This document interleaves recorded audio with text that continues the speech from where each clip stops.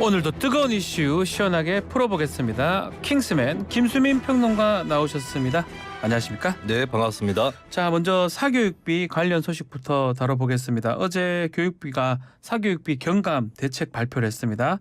자, 교육부 이주호 장관의 발표 내용 요약을 좀 해보죠. 네, 아무래도 가장 주목을 받은 것은 역시나 킬러 문항 문제였습니다. 킬러 문항. 킬러 문항을 핀셋으로 제거하겠다. 이게 사교육 경감 대책에서 가장 아무래도 눈에 띌 수밖에 없는 부분이었고요. 예. 그리고 그 밖에는 좀 다각적으로 제시가 됐습니다.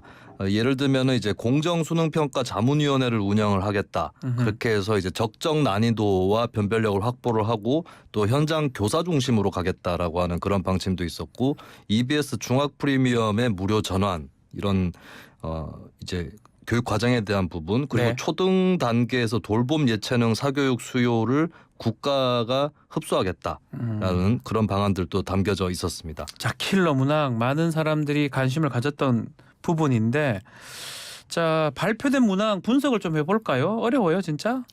일단 특히나 이제 뭐 저도 그렇고 박지훈 네. 진행자님도 그렇겠지만 좀 졸업한 지 된 사람들일수록 저도 수능을 네. 첫 번째로 쳤습니다. 예. 네네 예. 그 수능을 쳐보긴 했는데 오래전에 네. 친 사람일수록 더더욱 황당함을 느낄 수 있는. 30년 전에 쳐가지고. 예. 네, 그래서 이제 사실 얼핏 보면은 굉장히 어려워 보이고 이 문제 푸는 데 있어서 딱 맞닥뜨리면 당황스러울 것 같다, 그런 느낌이 드는 문제라는 그런 중평은 있는 것 같습니다. 일단 과목별로 보면은 국어, 수학, 영어 영역 등에서 다 있었고 22개를 이제 킬러 문항, 그러니까 최근 3년간의 수능 시험하고 올해 6월에 있었던 모의평가에서 네. 있었던 이 22개의 문항을 공개를 했고, 수학 9건, 국어 7건, 영어 6건이었거든요.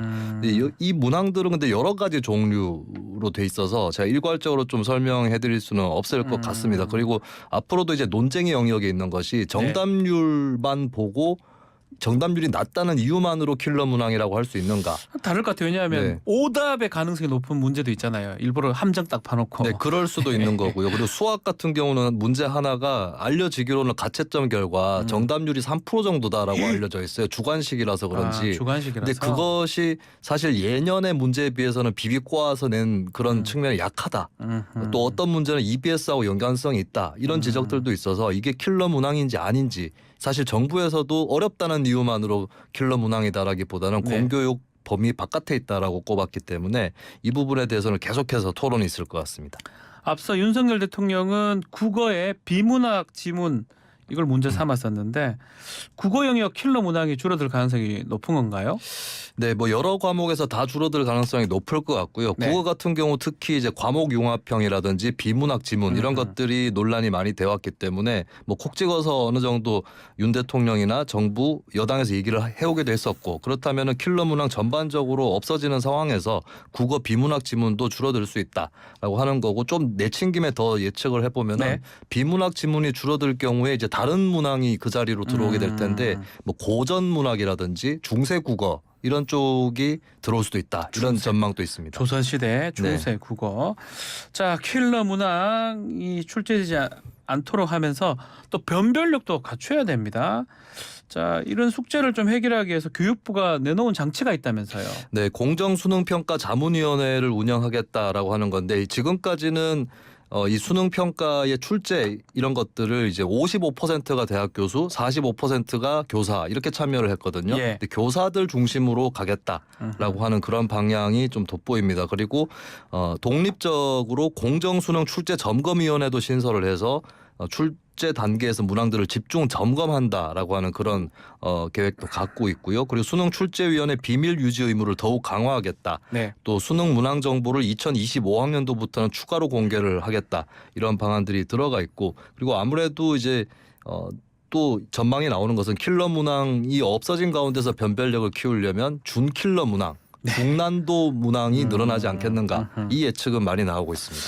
자, 여전히 대책이 부족하다는 말이 계속 나오고 있는데 뭐 교육부가 이미 교과 과정 외에는 내지 않겠다라고 말을 했는데 네. 그럼 결국 교과서에서만 낸다는 또 이 말이라고 봐야 될지 구체적 기준 제시가 필요할 것 같아요. 네, 원래 수능이라는 시험의 취지가 교과 내라기보다는 네. 범교과에 그렇죠. 해당하는 게 교과서에 나오는 것만 다루는 그런 시험은 아니거든요. 대신에 이제 뭐 EBS 연기율 이런 것들을 좀 높여왔던 것이 그런 방향이었는데 이제 킬러 문항에 논란에 들어갔던 사례들 중에서도 EBS랑 연계가 돼 있는데 이것까지 문제 삼느냐라고 하는 그런 토론도 있습니다. 그리고 네. 어제도 정답률 같은 경우도 단순 척도인데 정답률은 공개를 또 안 했거든요. 이런 부분들까지 뭐 학생들이나 입시 전문가들 사이에서는 이것도 킬러 문항인가? 이 토론이 계속 이어질 거기 때문에 좀 추가적으로 구체적인 기준 제시가 필요하다라고 보여지고 특히나 이제 9월 모의 평가 더더욱 관심을 예. 받을 수밖에 없게 됐습니다. 9월 모의평가 지켜봐야 될 것 같습니다. 자, 정부가 또 사교육 이권 카르텔 겨냥해서 신고센터를 지금 만들었는데 55시간 만에 40건의 신고가 접수가 됐다면서요. 네, 카르텔 관련 신고를 받은 결과 현재로서는 여러 가지 부류의 제보들이 있었는데요. 사교육 업체와 수능 출제 체제 간의 유착이 의심된다라는 게 6건, 네. 그리고 끼워 팔기식 교재 등을 구매 강요했다 4건, 부조리 관련 신고 중에서는 이제 교습비 등에 관련된 추가 징수 4건, 네. 허위 과장 광고 4건, 기타 26건 이렇게 접수가 됐습니다. 집중 신고 기간을 7월 6일까지 운영을 하게 되고 있고요. 그 이후에도 신고센터는 또 계속 운영될 예정이라고 합니다. 대통령실에서 이와 관련한 입장이 나왔습니까? 네, 대통령실 핵심 관계자가 어제 기자들 만난 자리에서 교육부에 여러 가지 제보가 들어오고 있는 것으로 안다면서 관계 당국에서 잘 조사해서 조치를 취할 것은 취해야 한다고 언급을 했는데 이 조치에 대해서 추가적으로 언급한 것이 사법적인 조치가 필요하다면 그 부분도 생각해 볼 수 있을 것이다. 사법적인 부분. 네, 사법 조치에 대한 언급이 있었다라고 하는 점에서 더 긴장감이 높아지고 있습니다.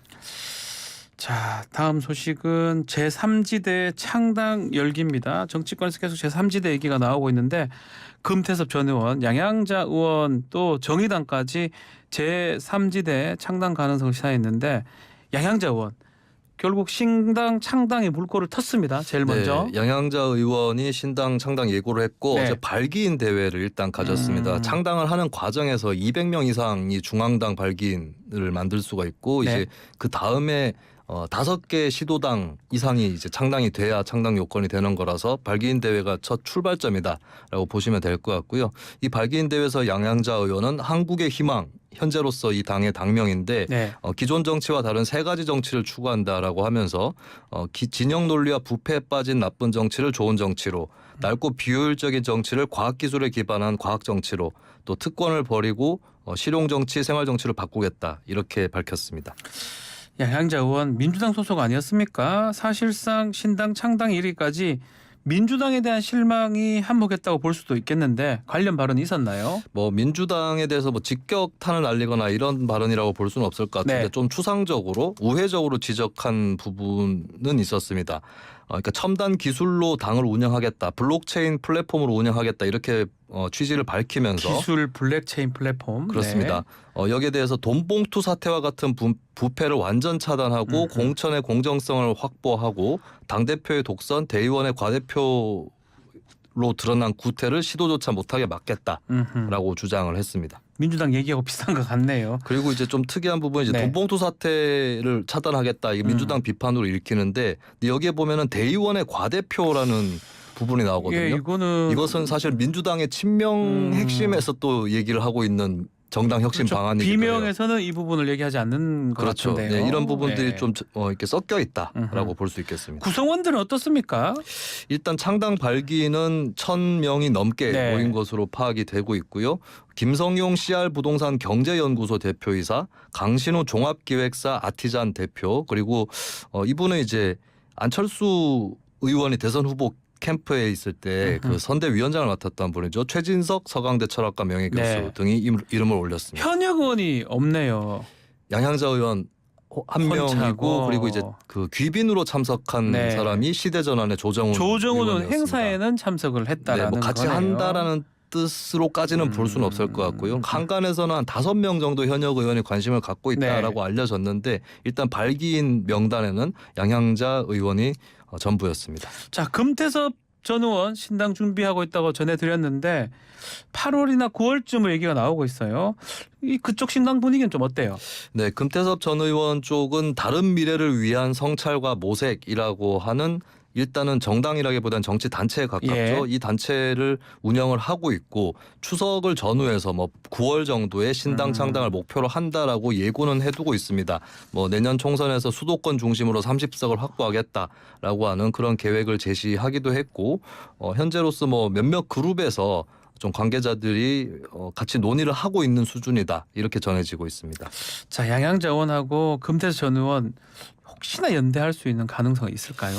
아직까지 연대를 하겠다, 뭐 혹은 하지 않겠다 이렇게까지 얘기는 하지 않는 분위기고요. 그래서 시기가 좀 그렇게 얘기하기가 시기가 이르다라는 입장이 좀 보입니다. 근데 다만 이제 금 전 의원 같은 경우는 사람들이 비슷한 고민을 하고 어떤 환례를 모색하는 건 좋은 움직임이다라고 언급을 했는데 그것이 이제 꼭 같이 한다는 뜻이라기보다는 뭐 앞으로 논의를 해보고 판단할 수 있다. 라고 여지를 열어둔 그런 부분도 있을 수 있겠습니다.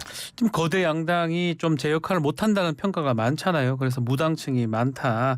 이렇게 하면서 제3지대 역할이 커지고 있는데 그럼에도 불구하고 정치권 안팎에서는 이 제3시대 신당의 회의론이 더 많이 있는 것 같습니다. 이유가 뭡니까? 네.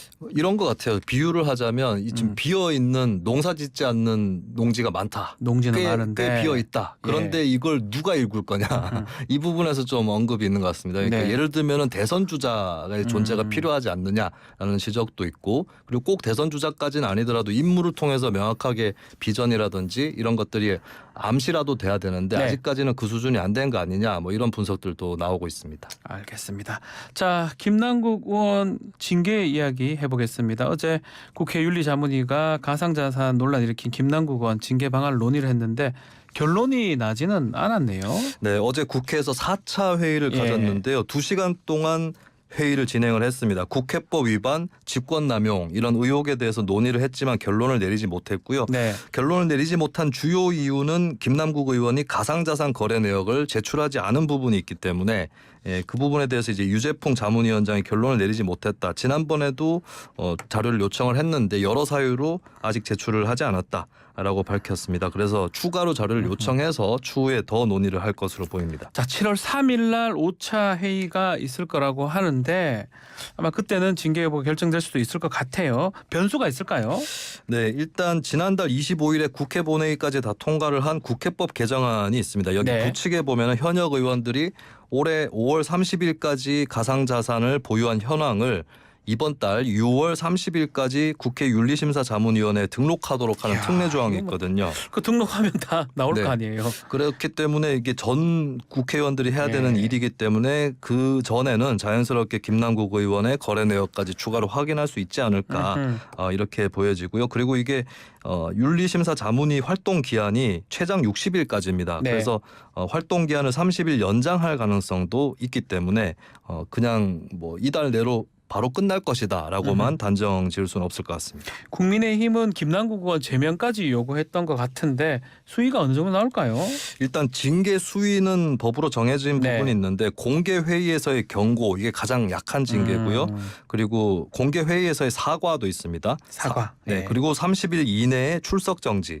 그리고 제명. 제명. 좀 출석 정지에서 제명까지 이 괴리가 좀 커 보이는데 제명은 엄청 커 보이는데요. 네네. 네.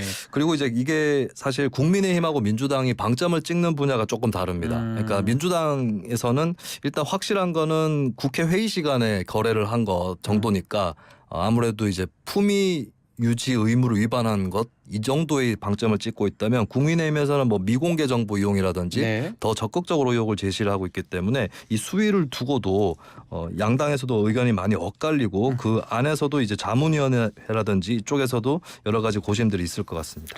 알겠습니다. 다음은 국제 소식 다뤄보겠습니다. 러시아 바그너 그룹의 무장 반란으로 모스크바 시내가 한때 폐쇄가 됐었는데 뭐 큰 탈 없이 반란은 일단락이 된 상황인데 어쨌든 간에 이번 반란으로 푸틴 통치력에 큰 타격을 입었다 평가가 나오고 있어요. 네, 좀 대내적인 것과 대외적인 걸 나눠보자면 예. 대내적인 것은 프리고진이 이끄는 이 바그너 그룹이 모스크바로 진격을 하는 과정에서 모스크바 시내에서 푸틴 대통령을 지지하는 자발적 집회를 거의 찾아볼 수 없었다. 이 월스트리트 저널의 보도입니다. 평소처럼 그냥 러시아인들이 생활을 하고 있었고 그리고 바그너 용병들에게 박수를 보내는 모습도 아하. 서방 언론에 보도가 되기도 했거든요. 예. 그렇기 때문에 이미 민심이 크게 이탈한 거 아니냐 이렇게 유력한 관측이 나오고 있고 그리고 대외적으로는 이번 사태를 중재해서 해결한 사람은 푸틴 대통령이 아니라 벨라루스의 대통령이었습니다. 이런 부분도 푸틴 대통령 리더십에 큰 타격을 줄 것으로 보입니다. 자, 놀라운 점이 바그너 그룹의 수장 프리고진 이 사람이 반란을 주도했다는 건데 문제는 이 사람 군인이 아니네요. 이력이 독특합니다. 네, 제가 토막 상식 용어를 좀 하나 말씀드리면 올리가르히.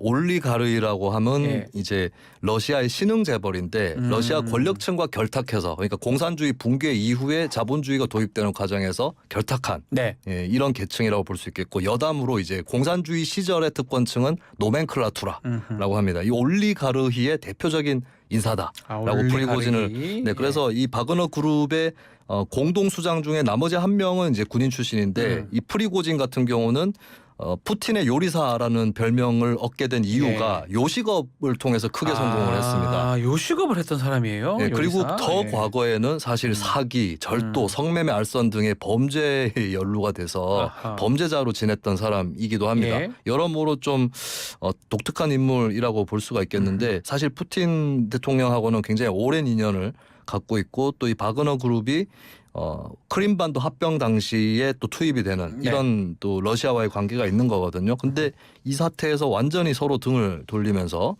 굉장히 놀라운 그런 사건을 빚어냈습니다. 지금 말씀처럼 이 푸틴에 충성을 하고 좋은 관계를 맺고 있던 프리고진이 갑자기 반란을 일으킨 배경 궁금합니다. 뭐죠? 네, 프리고진이 밝힌 바로는 우리는 반란을 일으킨 게 아니다라고 얘기를 하고 있는데 이 러시아의 정규군이 바그너 그룹에 대해서 공격을 했다라고 하는 이 부분에 대해서 특히 이제 분노를 터뜨렸고 그리고 그 전에도 러시아 정규군하고 이 바그너 그룹 간에는 갈등이 계속 있었습니다. 그래서 프리고진이 중간중간에 자신들은 굉장히 열심히 노력했고 정규군들은 무능했다. 이런 것들을 어필하기도 했었거든요. 네. 결국에는 이제 러시아의 정규군과 용병 사이의 파워게임, 불화 이런 것들이 반란의 결정적인 배경이 됐다고 볼 수 있겠습니다. 자, 이 지금 프리고진 앞으로 어떻게 되는 겁니까? 지금 행방이 묘연하다고 하기도 하고 뭐 인터뷰를 했다고 하기도 하고요. 행방이 묘연하다고 알려져서 혹시 어떤 뭐 불상사가 생긴 게 아니냐라는 예측도 있었는데요. 근데 프리고진이 일단 메시지가 나왔어요. 메시지가요? 네, 바그너 그룹은 7월 1일 이후로 존재를 하지 않을 예정이었는데 근데 불의로 인해서 이번에 행진을 시작할 수밖에 없었다. 우리는 공격 의사를 보이지 않았으나 미사일과 헬리콥터의 공격을 받았다. 그러니까 러시아 정규군의 공격을 받았다라고 하는 이런 것들 이제 설명을 하고 있습니다. 근데 이제 앞으로 프리고진의 진로는 또 어떻게 될 거냐 여기에 대해서는 일단은 타협을 했기 때문에 안전은 보장될 거다라는 예측도 있는 반면에 푸틴이 끝내 프리고진을 가만두지 않을 것이다. 이런 있겠네요. 관측도 나오고 있습니다. 알겠습니다. 자, 오늘 말씀 여기까지 듣겠습니다. 감사합니다. 고맙습니다. 김수민 평론가와 함께했습니다. 1부 마치겠습니다.